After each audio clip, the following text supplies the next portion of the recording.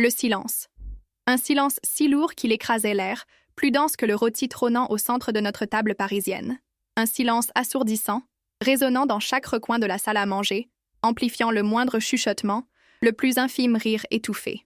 Chaque regard échangé entre les membres de ma famille, chaque complicité murmurée, me transperçait comme des aiguilles glacées, me rappelant ma place, celle d'un fantôme invisible dans ma propre maison.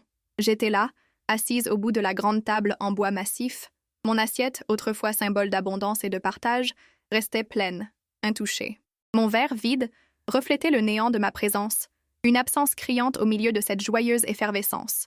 Mon cœur, lui, n'était plus qu'une coquille brisée, vidée de toute substance, de toute joie. C'était le dîner d'anniversaire de Chloé, ma belle-fille, qui célébrait ses 25 printemps. Elle rayonnait, un sourire éclatant illuminant son visage, entourée de sa mère, ma femme Isabelle, de son frère, Thomas, et de ses grands-parents maternels. Ils formaient un cercle chaleureux, un îlot de bonheur dont j'étais irrémédiablement exclue. Et moi, j'étais une simple spectatrice, une intruse dans ce tableau familial idyllique, une ombre à la périphérie de leur lumière. Depuis des mois, cette froideur m'enveloppait, une chape de glace qui s'épaississait chaque jour un peu plus, me coupant du monde que j'avais patiemment construit. Un mur invisible, fait de non-dits et de jugements silencieux, s'était érigé entre nous, me reléguant à une solitude abyssale. La raison de cette mise au banc? Une phrase lancée un soir de dispute qui résonnait encore dans les profondeurs de mon âme comme un glas funèbre, martelant ma conscience. Même un hôtel à Marseille, tu ne le mérites pas. C'était ma belle-mère, Madame Dubois, qui l'avait prononcé. Un venin distillé avec une précision chirurgicale, chaque mot imprégné d'une intention malveillante. Elle parlait d'Isabelle, ma femme, la femme que j'aimais d'un amour inconditionnel, celle pour qui j'avais tout sacrifié, mes rêves, mes ambitions, ma propre identité. Mais ce qu'elle disait n'était pas la vérité, pas toute la vérité. Et ce mensonge insidieux, cette demi-vérité perfide, avait empoisonné chaque recoin de notre vie, chaque interaction, chaque pensée. J'avais essayé, désespérément, de parler, d'expliquer, de me défendre, de déconstruire cette toile d'araignée de calomnie. En vain, leurs regards étaient des lames affûtées, leur silence des condamnations sans appel, des verdicts prononcés sans procès. Chloé, ma belle-fille, celle que j'avais élevée comme ma propre fille depuis ses 5 ans, celle que j'avais aimée et protégée plus que tout, me regardait maintenant avec une distance glaciale, une indifférence qui me déchirait l'âme. Ses yeux, autrefois remplis d'amour, de confiance et d'admiration, étaient maintenant des miroirs reflétant le mépris, le doute et une profonde déception. Chaque jour qui passait était une torture psychologique. Chaque repas partagé, un supplice insoutenable. Je me sentais étouffée par cette injustice criante, par ce poids écrasant de leur jugement implacable, par cette solitude abyssale. Je voyais Isabelle, ma femme, essayer de faire bonne figure, de maintenir une façade de normalité, de préserver les apparences pour le bien de la famille. Mais je savais qu'elle souffrait aussi, en silence, rongée par cette accusation infondée qui la rabaissait et la salissait. Elle ne comprenait pas pourquoi je ne me battais pas plus fort pour nous, pour notre honneur, pour la vérité. Mais comment se battre contre des fantômes, contre des mots qui avaient repris racine dans leurs esprits, devenant des vérités inébranlables? Ce soir, alors que Chloé, inconsciente du drame qui se jouait, soufflait ses bougies d'anniversaire, je me suis promis que ça allait changer. Je ne pouvais plus vivre dans cette prison de silence, de reproches et de suspicions. J'allais briser ce mur d'incompréhension, coûte que coûte. Je devais la vérité, non seulement pour moi, mais aussi pour Isabelle, et paradoxalement, pour notre famille tout entière. Le moment était venu. Mon cœur battait la chamade dans ma poitrine. Une tempête se préparait en moi, prête à éclater. Je sentais une force nouvelle monter en moi, une détermination inébranlable, une rage froide. Je devais parler. Je devais révéler ce que personne ne savait, ce que j'avais gardé secret pendant si longtemps, pour les protéger, pour préserver leur innocence. Mais ce secret, cette protection bien intentionnée, était devenu notre prison, notre bourreau silencieux. Je devais les libérer, même si cela signifiait tout détruire avant de pouvoir reconstruire, même si cela impliquait de faire face à une douleur encore plus grande. La main tremblante, j'ai posé ma fourchette sur la table. Le bruit métallique, infime dans le brouhaha ambiant, a résonné dans le silence de mon isolement, attirant l'attention. Tous les regards se sont tournés vers moi, enfin. Des regards interrogateurs, agacés, certains même empreints d'une pointe de curiosité. C'était ma chance. Ma seule chance de tout changer, de reprendre le contrôle de ma propre histoire. J'ai pris une profonde inspiration, sentant l'air froid remplir mes poumons, purifiant mon esprit. La vérité, aussi douloureuse soit-elle, devait éclater au grand jour, pour que nous puissions enfin respirer. pour que je puisse enfin respirer. Mon regard s'est posé sur Chloé, puis sur Isabelle.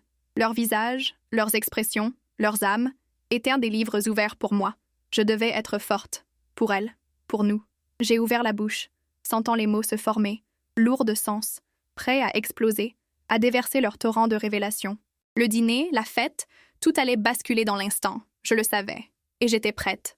Prête à affronter les conséquences, quelles qu'elles soient, aussi terribles soient-elles. Car la vérité, même amère, est toujours préférable au mensonge, à l'illusion. Et ce soir, la vérité allait enfin être révélée, dans toute sa brutalité.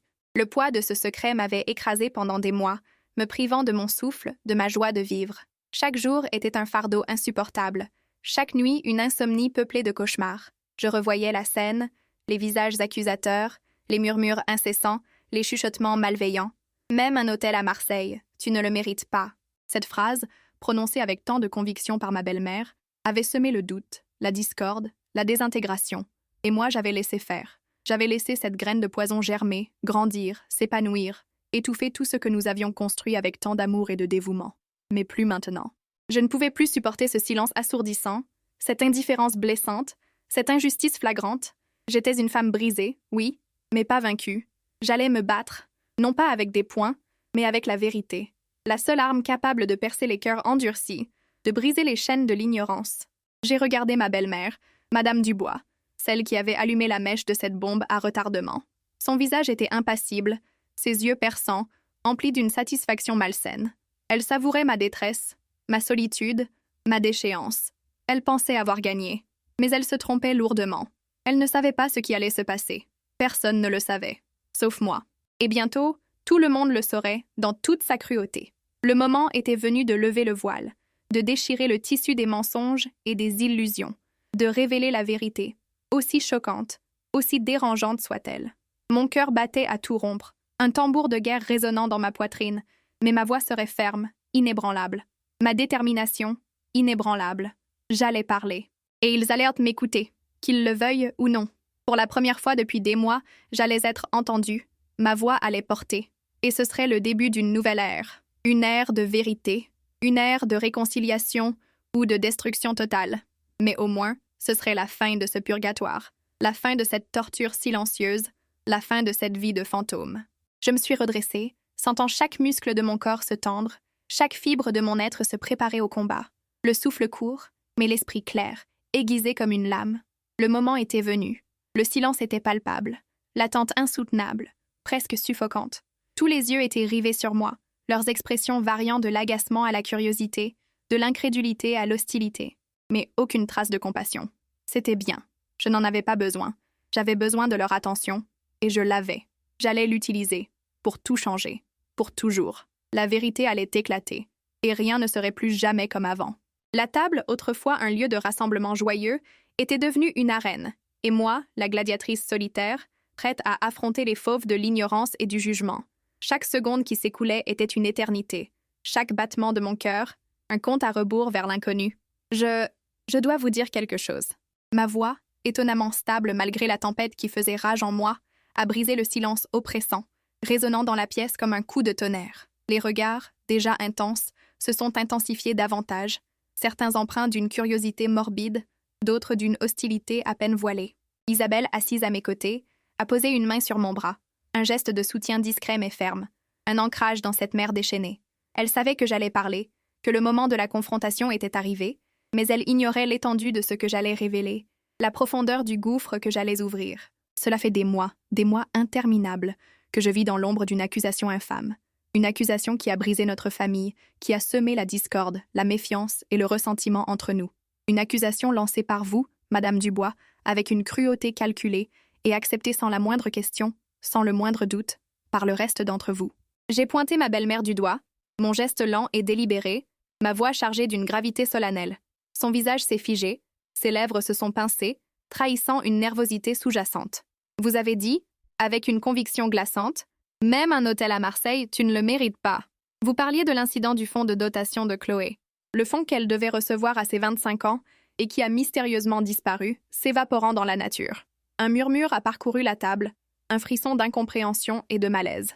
Chloé, les yeux écarquillés, m'a regardé. son visage pâle trahissant une profonde trahison. Son frère, Thomas, a serré les poings, prêt à défendre sa sœur. Vous avez insinué avec une perfidie sans nom qu'Isabelle avait volé cet argent, qu'elle avait trahi la confiance de sa propre fille, la chair de sa chair. Vous avez nourri cette idée, jour après jour, goutte après goutte, jusqu'à ce qu'elle devienne une vérité incontestable, une certitude inébranlable dans vos esprits. J'ai fait une pause dramatique, laissant mes mots s'imprégner, s'enfoncer dans leur conscience. Mais ce n'est pas la vérité. Pas du tout. Isabelle n'a jamais touché à cet argent. Elle n'a jamais trahi Chloé. Elle est innocente de tout ce dont vous l'avez accusée. Les visages autour de la table affichaient un mélange complexe de scepticisme, de colère et d'incrédulité. « C'est un mensonge éhonté !» a crié ma belle-mère, sa voix perçante brisant le silence. Isabelle était la seule à avoir accès au compte. Elle a tout dépensé pour ses caprices, pour ses folies. Faux! J'ai frappé la table du poing, un geste qui a surpris tout le monde, y compris moi-même, par sa violence inattendue. Le bruit a claqué dans l'air, faisant sursauter les convives. Isabelle n'a pas touché un centime de ce fonds, parce que c'est moi qui l'ai fait. C'est moi qui ai utilisé cet argent. Un silence de mort est tombé, plus lourd que jamais. Les yeux de Chloé se sont remplis de larmes, ceux d'Isabelle de stupéfaction, d'une incompréhension totale. Thomas s'est levé d'un bond, son visage déformé par la confusion. « Quoi? Maman, de quoi tu parles? Qu'est-ce que tu racontes? » Je parle de la vérité, Thomas. La vérité que j'ai cachée pendant trop longtemps. La vérité qui a détruit ma relation avec vous tous, qui a empoisonné nos vies. J'ai regardé Chloé, son visage pâle, ses yeux fixés sur moi, cherchant une explication, une échappatoire. « Chloé, je sais que c'est difficile à entendre, mais le fonds de dotation, je l'ai utilisé. » Les larmes ont commencé à couler sur ses joues, traçant des sillons sur sa peau. « Mais pourquoi? Pourquoi aurais-tu fait ça? Pourquoi m'aurais-tu trahi? » Sa voix était un murmure brisé, à peine audible. « Pour te sauver, Chloé. Pour te sauver de toi-même. » Le choc était palpable, une onde de stupeur traversant l'assemblée. Ma belle-mère s'est effondrée sur sa chaise, le visage livide, comme si elle venait de recevoir un coup fatal. Isabelle m'a serré le bras plus fort, son regard interrogateur, cherchant à comprendre le sens de mes paroles. « Il y a 3 ans, Chloé, tu as eu des problèmes. De très gros problèmes. Des dettes de jeu colossales, des fréquentations douteuses, des personnes dangereuses. Tu étais au bord du gouffre, au bord de la destruction. Tu as même failli te retrouver en prison pour une affaire de chèque sans provision, une escroquerie qui aurait ruiné ta vie. » Chloé a secoué la tête, niant farouchement, mais ses yeux trahissirent la vérité, une vérité qu'elle avait enfouie au plus profond d'elle-même. « J'ai découvert tout ça par hasard, en fouillant dans tes affaires, poussée par une intuition. Tu étais désespérée, au fond du trou. Tu m'as supplié de t'aider, de ne rien dire à ta mère, de garder ton secret. Tu avais peur de la décevoir, de la blesser, de briser son cœur. J'ai senti ma gorge se serrer, les mots devenant difficiles à prononcer. J'ai promis de t'aider. J'ai promis de garder ton secret, de le protéger coûte que coûte. Et pour te sortir de ce pétrin, pour payer tes dettes, pour effacer tes traces, pour te donner une chance de te reconstruire, j'ai dû trouver une somme d'argent considérable. Et vite. » J'ai regardé ma belle-mère, son visage déformé par la colère et l'incrédulité. Le fonds de dotation de Chloé était la seule solution rapide, la seule issue possible. J'ai pris cet argent. J'ai tout utilisé pour te protéger, Chloé, pour te donner une seconde chance, une nouvelle vie. Les visages autour de la table étaient un mélange complexe de choc, de confusion, de colère et de trahison. « C'est impossible !» a crié ma belle-mère, reprenant ses esprits. « Chloé n'aurait jamais fait ça. C'est une sainte. » « Si, elle l'a fait, Madame Dubois, et je l'ai couverte. J'ai pris la décision de le faire seule, sans en parler à Isabelle, pour la protéger elle aussi. Je savais qu'elle n'aurait jamais accepté que sa fille soit mêlée à de telles affaires, que son image soit salie. Et je savais qu'elle n'aurait jamais voulu que l'argent de Chloé soit utilisé de cette manière pour des dettes de jeu. Mon regard s'est posé sur Isabelle. Ses yeux étaient remplis de larmes, mais aussi d'une compréhension nouvelle, d'une lumière qui s'allumait enfin. J'ai laissé l'accusation peser sur Isabelle parce que je ne pouvais pas trahir la confiance de Chloé. Je ne pouvais pas révéler son secret, la jeter en pâture à votre jugement impitoyable. J'ai senti la colère monter en moi, une colère froide et justifiée, une indignation profonde. J'ai enduré vos silences méprisants, vos regards accusateurs, vos jugements hâtifs. J'ai accepté d'être la paria, la coupable silencieuse, le bouc émissaire, pour protéger ceux que j'aime plus que tout au monde. Thomas, les larmes aux yeux, a regardé sa sœur, son visage empreint de douleur et de compassion. « Chloé, c'est vrai. Dis-moi que ce n'est pas vrai. » Chloé, effondrée sur sa chaise, a hoché la tête, incapable de parler, ses sanglots étouffant ses mots. « J'ai vécu un enfer, mes amis. Un enfer de solitude, d'incompréhension et de culpabilité. J'ai vu ma femme souffrir à cause d'une accusation infondée, la voir se consumer à petit feu. J'ai vu ma belle-fille s'éloigner de moi, me haïr, me rejeter, alors que je l'avais sauvée de la destruction. Ma voix a tremblé, chargée d'émotion. Et tout ça, pourquoi? Pour un secret qui nous a tous détruits, qui a déchiré notre famille.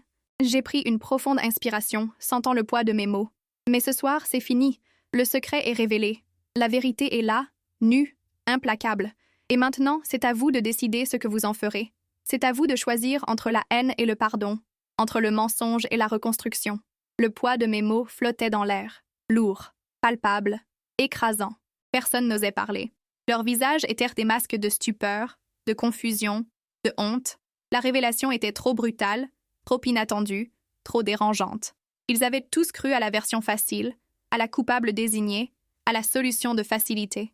Ils avaient tous jugé sans savoir, sans chercher à comprendre, sans se poser la moindre question. Et maintenant, la vérité les frappait de plein fouet, les laissant sans voix, sans défense. Je me sentais vidée, épuisée, mais aussi étrangement libérée. Le fardeau que j'avais porté pendant si longtemps venait de s'envoler, laissant derrière lui un vide immense. La douleur était toujours là, mais elle était différente. C'était la douleur de la vérité, pas celle du mensonge. Isabelle a serré ma main, son regard rempli d'une tendresse infinie, d'une compréhension profonde. Elle ne m'en voulait pas. Elle comprenait. Elle avait toujours cru en moi, au fond d'elle. Et maintenant, elle avait la confirmation de mon amour inconditionnel. J'ai regardé Chloé. Ses larmes coulaient à flots, mais il y avait aussi une lueur de soulagement dans ses yeux, une étincelle d'espoir. Le poids de son propre secret venait d'être partagé, allégé. Elle n'était plus seule. Elle n'était plus obligée de vivre dans la peur constante que la vérité éclate. Mais la réaction de ma belle-mère était différente. Son visage était déformé par la rage, par la fureur. Elle ne pouvait pas accepter que son jugement ait été erroné, que sa version des faits ait été un mensonge, une calomnie. Elle cherchait désespérément un moyen de se défendre, de rejeter la faute sur quelqu'un d'autre. Mais il n'y en avait pas. La vérité était là, nue, implacable. Et elle était dévastatrice, anéantissante. « C'est un mensonge, un tissu de mensonges !»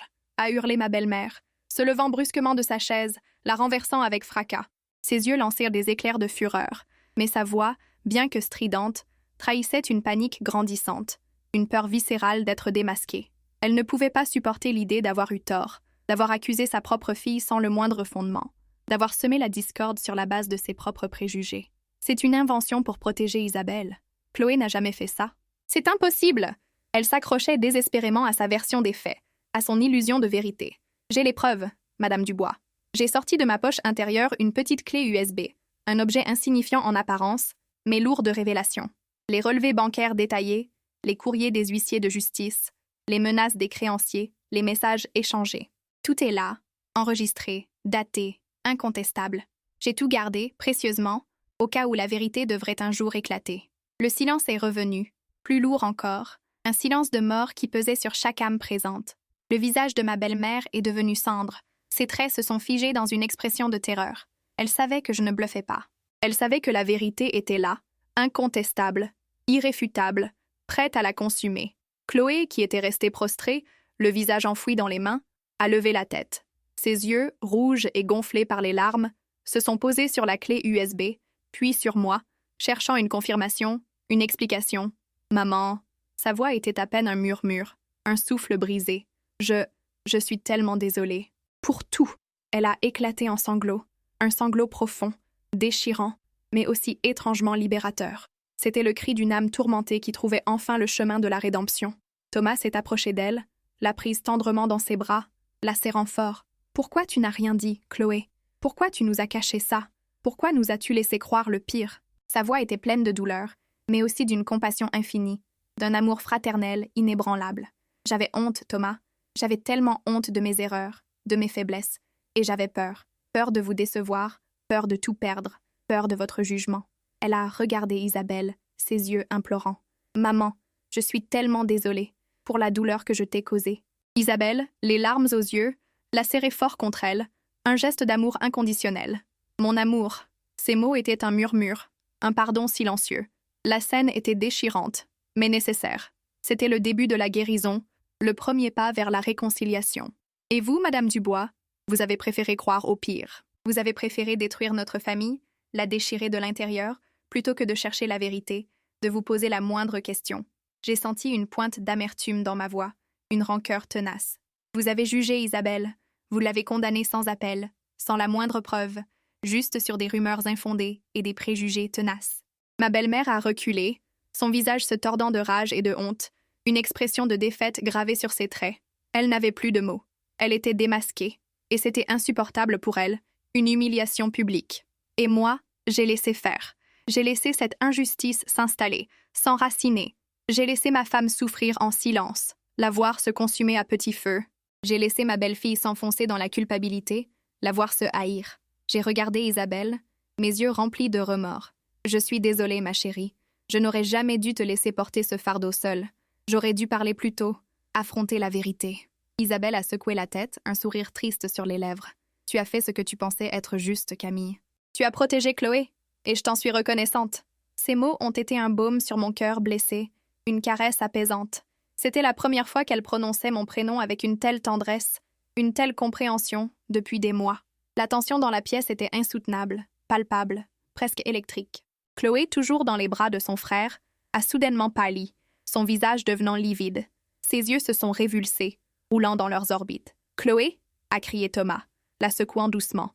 Elle a vacillé, puis s'est effondrée, inanimée, son corps s'écroulant mollement. Un cri perçant a retenti dans la pièce. Isabelle s'est précipitée vers sa fille, le visage décomposé par l'angoisse. « Chloé! Chloé! Réponds-moi » La panique a envahi la pièce, se propageant comme une traînée de poudre. Thomas a essayé de la réanimer, de lui parler, de la secouer. Ma belle-mère, malgré son choc et sa défaite, a réagi instinctivement, appelant les urgences d'une voix tremblante. J'étais là, impuissante, regardant la scène se dérouler sous mes yeux, le cœur serré. La vérité avait éclaté, et elle avait eu des conséquences dévastatrices, imprévues. Mais c'était la seule voie possible, la seule issue. Quelques minutes plus tard, qui m'ont semblé une éternité, les sirènes ont retenti au loin, se rapprochant. Les pompiers et le SAMU sont arrivés en trombe, envahissant la pièce. Ils ont pris en charge Chloé avec professionnalisme, l'ont stabilisée, lui ont prodigué les premiers soins. Elle avait fait un malaise vagal, probablement dû au choc émotionnel intense qu'elle venait de subir. Ils l'ont emmenée à l'hôpital pour des examens complémentaires, par précaution. Isabelle et Thomas sont partis avec elle, leurs visages marqués par l'inquiétude. La pièce s'est vidée, ne laissant que ma belle-mère et moi. Le silence était pesant, chargé de non-dits, de reproches silencieux, de regrets. Elle m'a regardée, ses yeux remplis d'une haine froide, d'une rancœur tenace. Vous avez tout détruit, Camille. Tout. Notre famille, notre paix, notre bonheur. Sa voix était un sifflement, un murmure venimeux. Non, Madame Dubois, j'ai révélé la vérité. C'est vous qui avez tout détruit en semant le mensonge, la discorde et la calomnie. Je me suis levée, sentant une force nouvelle m'envahir, une détermination inébranlable. Et maintenant, il est temps de reconstruire. Avec la vérité, sur des bases solides. J'ai ramassé la clé USB, la serrant dans ma main. Je vous laisse réfléchir à tout ça, à vos actions, à vos paroles. Je suis sortie de la maison, laissant ma belle-mère seule avec ses pensées, ses remords et la vérité implacable. L'air frais et vivifiant de la nuit parisienne a balayé mon visage, purifiant mon esprit. Je me sentais épuisée, vidée de toute énergie, mais aussi étrangement en paix, un calme inattendu m'envahissant. Le chemin serait long, semé d'embûches, de doutes et de douleurs. Mais au moins, nous avions une chance. Une chance de reconstruire, de pardonner, de guérir les blessures profondes. La vérité, aussi douloureuse soit-elle, était le seul fondement solide sur lequel bâtir un avenir. J'ai sorti mon téléphone, j'ai envoyé un message à Isabelle, un simple mot. Je suis là. Je vous attends à l'hôpital. Je savais que ce n'était que le début. Le début d'une nouvelle ère pour notre famille. Une ère de vérité, de vulnérabilité, et je l'espérais de tout mon cœur, de réconciliation. Le poids de l'injustice s'était envolé, remplacé par l'incertitude de l'avenir. Mais pour la première fois depuis longtemps, j'avais de l'espoir. L'espoir que ma famille puisse enfin me voir, non pas comme un fantôme, mais comme la femme que j'étais vraiment. Une femme qui avait fait des erreurs, oui, mais qui avait toujours agi par amour, par dévouement. Une femme qui avait porté un lourd secret pour protéger ceux qu'elle aimait plus que tout. Une femme qui, enfin, avait trouvé la force de révéler la vérité, même si cela signifiait tout faire exploser, tout remettre en question. Et maintenant, nous allions affronter les conséquences ensemble, en tant que famille. Une famille brisée, certes, mais une famille qui avait une chance de se reconstruire sur des bases solides. Des bases de vérité et de pardon. La nuit était profonde, mais une lueur d'espoir brillait à l'horizon, une promesse de jours meilleurs. Le chemin serait long, mais je n'étais plus seule. Et ça, c'était le plus important.